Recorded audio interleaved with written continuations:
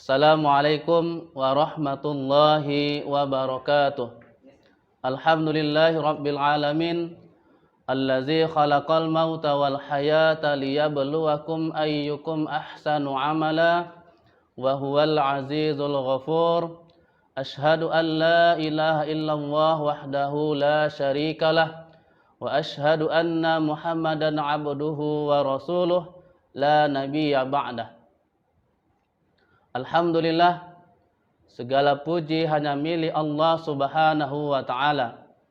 Salawat dan salam kepada baginda Rasulullah sallallahu alaihi wasallam. Allahumma salli ala sayyidina Muhammad wa ala ali sayyidina Muhammad. Assalamu alayka ya Rasulullah. Ikhwani fillah rahimakumullah. Alhamdulillah, hari ini kita masih dapat bersua kembali dalam bedah Buletin Kafah edisi 161, 14 Safar 1442 Hijriah, bertepatan tanggal 2 Oktober 2020 Masehi, dengan judul mengutamakan keselamatan rakyat.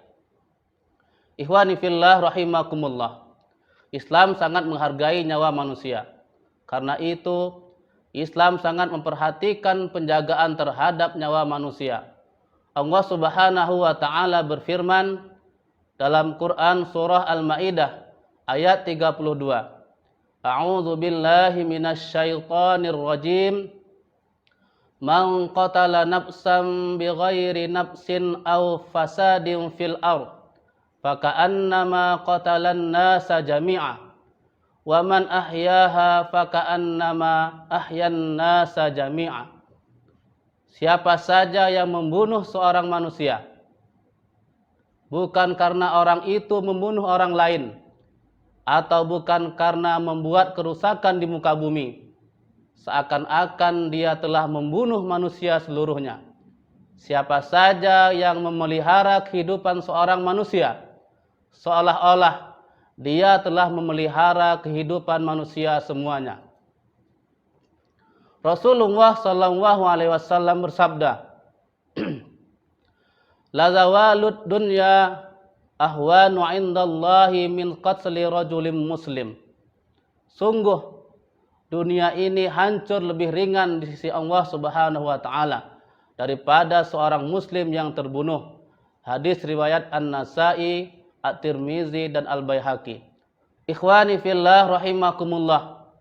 Seperti yang kita ketahui bersama, di negeri yang mayoritas muslim ini akan mengadakan pilkada serentak di tengah pandemi COVID-19.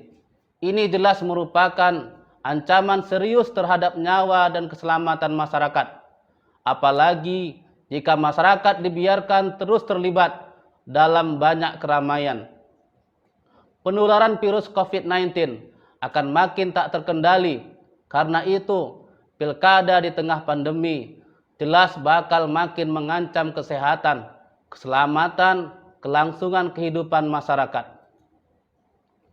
Anehnya, Komisi 2 DPR bersama Mendagri, KPU, Bawaslu, dan DKPP sepakat bahwa tidak ada penundaan pilkada serentak 2020. Pilkada tetap akan dilaksanakan pada tanggal 9 Desember 2020 mendatang. Ikhwani fillah rahimakumullah. Yang menjadi pertanyaan, apakah pilkada ini demi kepentingan rakyat? Pakar otonomi daerah Joherman Sahjohan berpendapat, ada beberapa alasan mengapa pilkada 2020 tetap diselenggarakan meski masih masa pandemi COVID-19. Pertama, karena adanya kepentingan kepala daerah yang sedang mencalonkan diri kembali di pilkada tahun ini. Kedua, adanya kepentingan partai politik. Ketiga, ada dugaan kuat bahwa pengambil kebijakan tentang pilkada mempunyai jagoan, sehingga pilkada pada akhirnya diputuskan tetap berlanjut meskipun wabah COVID-19 semakin merajalela. Keempat, tidak menutup kemungkinan adanya peran pengusaha dalam keputusan penyelenggaraan pilkada. Sebelumnya, Desakan agar pilkada serentak 2020 ditunda juga datang dari berbagai pihak. Dua ormas Islam terbesar, yakni Nahdlatul Ulama dan Muhammadiyah, serta Komnas HAM telah mendesak pemerintah agar pelaksanaan pilkada serentak 2020 ditunda. Namun nyatanya, semua desakan tersebut tak digubris sama sekali oleh pemerintah. Alhasil, penyelenggaraan pilkada di tengah pandemi bisa dipastikan hanya demi kepentingan elit, bukan demi kepentingan rakyat. Ikhwani fillah rahimakumullah. Data kasus COVID-19 menunjukkan bahwa pandemi sama sekali belum bisa dikendalikan. Tren kasus masih meningkat dan laju penyebarannya sangat tinggi, dan masih banyak orang pembawa virus COVID-19 belum terdeteksi karena umumnya tidak bergejala. Dengan kondisi seperti ini, pelaksanaan pilkada serentak pada tanggal 9 Desember nanti bukan tidak mungkin akan menjadi klaster baru dan benar-benar menjadi bom penyebaran COVID-19. Tentu semua pihak tidak mengharapkan hal itu terjadi, namun melihat kondisi yang ada, kekhawatiran itu sangat beralasan dan bukan hal yang berlebihan. Ikhwani fillah rahimakumullah, apakah pilkada membangkitkan ekonomi? Alasan bahwa pilkada bisa membangkitkan ekonomi tentu sangat diragukan.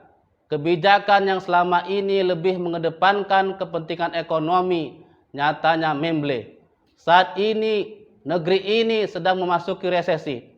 Andai pilkada benar-benar bisa membangkitkan ekonomi dan ini masih sangat diragukan, maka tetap saja menjadi tak berarti jika disertai dengan lonjakan COVID-19.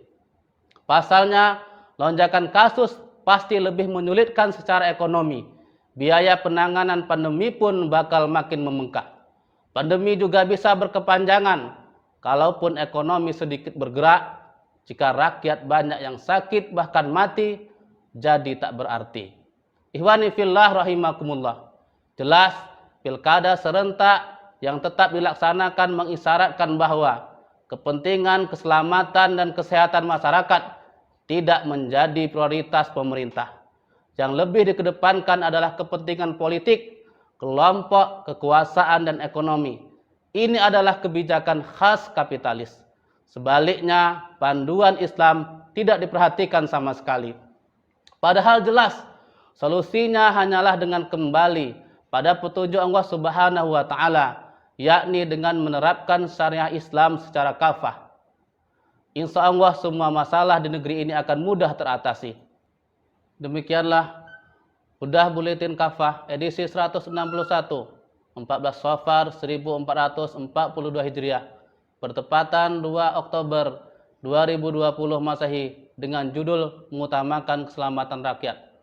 Untuk itu, tidak selayaknya pemerintah mengambil risiko mengorbankan masyarakat di tengah pandemi COVID-19 yang terus meningkat. Pertimbangan keselamatan rakyat harusnya dikedepankan dari keegoisan pilkada. Sungguh, hilangnya satu nyawa seorang muslim lebih berat timbangannya di sisi Allah Subhanahu wa Ta'ala. Wallahu a'lam bishawab. Assalamualaikum warahmatullahi wabarakatuh.